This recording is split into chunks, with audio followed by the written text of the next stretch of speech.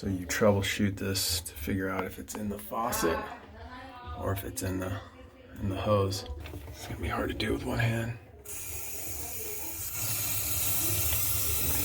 So, getting good flow. So it's in the faucet.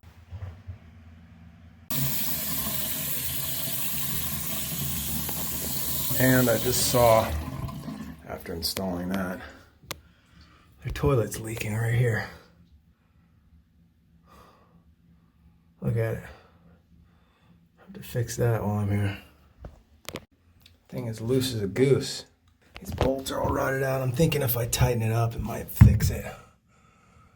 But maybe not. Bolts are all rotted.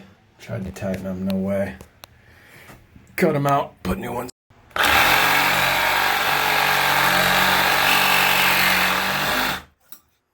All right, got them off. The last one came off, so. All right, let's see if this works. It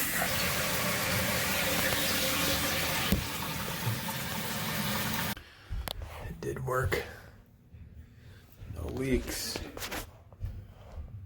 No leaks.